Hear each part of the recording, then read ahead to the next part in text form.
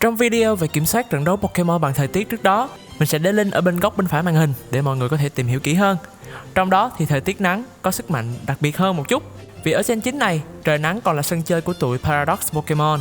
Những Pokemon Paradox này còn gọi là những Pokemon nghịch lý, theo cuốn Scarlet Book trong bản Pokemon Scarlet. Có một số thông tin rải rác khi chơi game cho biết rằng tụi này cách hiện tại 1 tỷ năm về trước nếu là Paradox quá khứ, và 1 tỷ năm sau nếu là Paradox tương lai. Ở trong video này, chúng ta sẽ bàn về Paradox quá khứ trước, vì đang liên quan tới chuyên mục thời tiết. Khi nào đến chuyên mục môi trường thì chúng ta sẽ bàn đến tương lai sau. Dạo này thì khá bận bịu với việc đưa những bó hoa để bày tỏ lòng biết ơn ngút trời đối với những người anh em, bạn bè đã subscribe và ủng hộ cho kênh Sabina càng ngày càng nhiều. Mình sẽ không nề hà đâu, và mình sẽ hạnh phúc hơn nữa khi có thể truyền đi lòng biết ơn này đến với 89% những nhà huấn luyện chưa subscribe kênh. Có điều gì cần mình cải thiện, hãy cho mình biết. Một cái like và một cái subscribe của các bạn cũng đủ làm tôi hạnh phúc nguyên một ngày. Thật ra thì tôi cũng có lý do cho việc tách riêng từ Paradox quá khứ, và kẻ dẫn đầu từ nó là Koraidon ra là một cái video riêng. Vì Koraidon, ngoài việc gọi được nắng từ đặc tính Oracle Compose, trời nắng này có tất cả hiệu ứng giống với trời nắng bình thường, được gọi ra bằng Drought. Nhưng khác cái là nó còn giúp cho Koraidon tăng thêm 1/3 lần sức tấn công.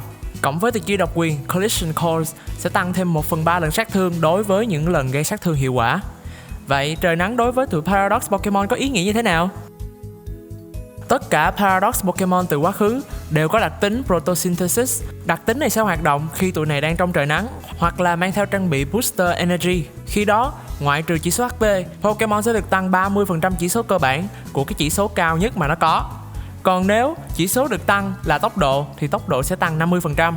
Nếu hai chỉ số cao nhất của Pokemon bằng nhau thì sẽ ưu tiên tăng chỉ số theo thứ tự từ Attack, Defense, xong tới Special Attack, rồi tới Special Defense, rồi cuối cùng mới là Speed.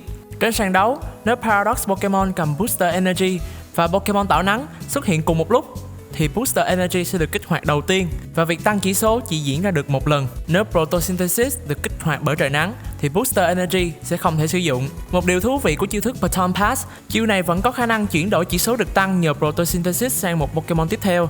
Nhưng mà nếu trời nắng biến mất, chỉ số được tăng lúc này cũng sẽ mất theo. Nên là muốn chơi khôn hơn thì cũng không được. Một ví dụ dễ hiểu hơn cho việc tăng chỉ số của Photosynthesis, ví dụ là Kratos. Nếu bạn luyện cho nó chỉ số Attack và Defense của nó bằng nhau thì khi đặc tính được kích hoạt, nó sẽ tăng chỉ số cho Attack trước.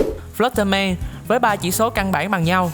Nếu sau khi được huấn luyện hết từ Nature tới EV rồi IV mà chỉ số Special Attack vẫn bằng với tốc độ thì sẽ ưu tiên tăng chỉ số Special Attack trước. Còn nếu luyện Special Defense và Speed bằng nhau thì sẽ ưu tiên tăng Special Defense.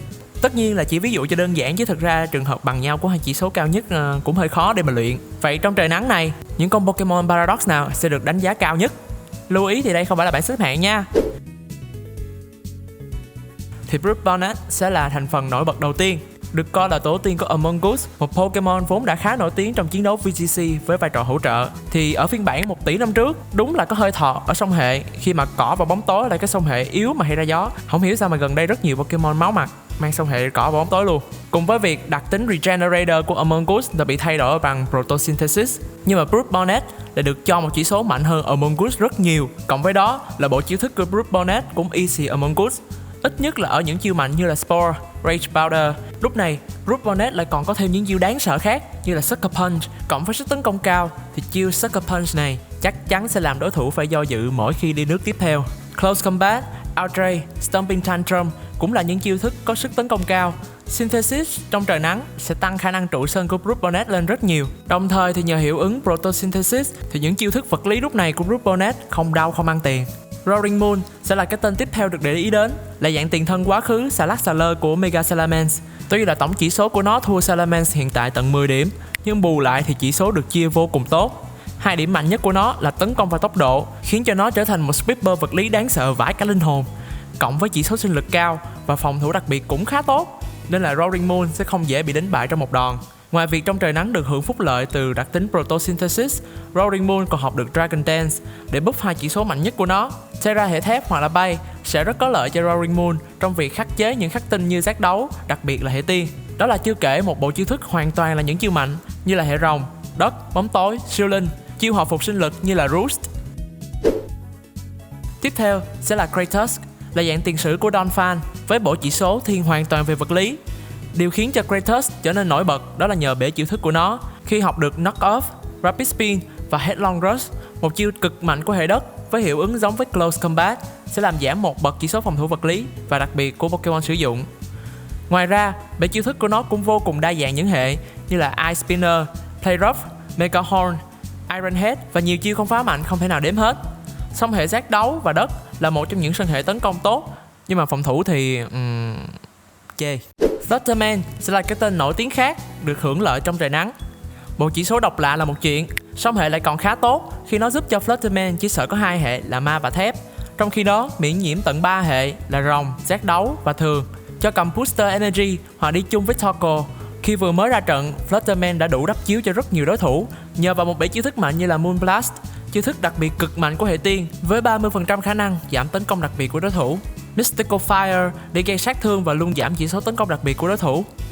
Nếu đánh đôi có thể cho Flutterman Terra thành hệ tiên, vừa spam liên tục Dazzling Gleam, lúc này vừa nhận được buff từ đặc tính khi trời nắng và vừa có stab gấp đôi từ hệ tiên, Flutterman có thể một lần tiễn cả 2 đối thủ ra chuồng gà liền. Tuy nhiên thì điểm yếu của Flutterman lại là mảng vật lý và sinh lực mỏng, nên là Flutterman hợp với tiêu chí đánh nhanh thắng nhanh hơn thôi nha. Và cái tên đáng nói nữa được hưởng lợi trong trời nắng của tụi Paradox này sẽ là Working Way. Pokemon Paradox được giới thiệu gần đây nhất và cũng mang trong mình khả năng đáng sợ nhất. Mang trong mình song hệ tốt là nước và rồng, khiến cho Working Way chỉ sợ có 2 hệ là rồng và tiên. Tưởng mang hệ nước thì trong trời nắng nó sẽ thọt chứ gì? Nhưng không hề. Chiêu thức độc quyền của nó là Hydro Steam với sức mạnh 80 sẽ tăng 50% sức mạnh trong trời nắng, thay vì bị giảm 50% như các chiêu hệ nước khác, biến nó thành Pokemon có thể chơi được cả trong trời nắng và trời mưa. Trong thời tiết nắng thì với chỉ số được chia khá ổn cho mảng tấn công đặc biệt, được tăng 30% chỉ số cao nhất, cộng với lại sức mạnh 120 trong trời nắng của chiêu Hydro Steam. Chưa kể đến việc bạn có thể cho nó Terra thành hệ nước để nhân đôi sức mạnh từ Stab, thì cái việc gây sát thương bình thường thôi nó cũng đã đủ đắp chiếu cho rất nhiều Pokemon rồi, chứ nói chi là đến những Pokemon sợ hệ nước. Đã vậy, Working Way mang hệ nước và rồng, nhưng mà chiêu hệ lửa thì ông đây vẫn học được nha, lại còn là một chiêu mạnh như là Flamethrower, mà nãy giờ là chưa kể đến những chiêu hệ rồng nữa. Thành ra Working Way có mà bị ban khỏi đấu trường cũng là chuyện không có bất ngờ đâu ha. Và đó là những ảnh hưởng của trời nắng lên những Pokemon đặc biệt của thế hệ thứ 9. Có thể thì trong tương lai xa hơn, ở những thế hệ khác hơn thì tụi Pokemon này không hoành hành nữa, nhưng hiện tại đây là thời đại của Paradox Pokemon nên mình mới chọn làm một cái video riêng. Và đây thì mới chỉ là Paradox quá khứ thôi, còn tương lai nữa. Hẹn gặp lại các bạn ở phần sau về môi trường. Bây giờ thì bye bye.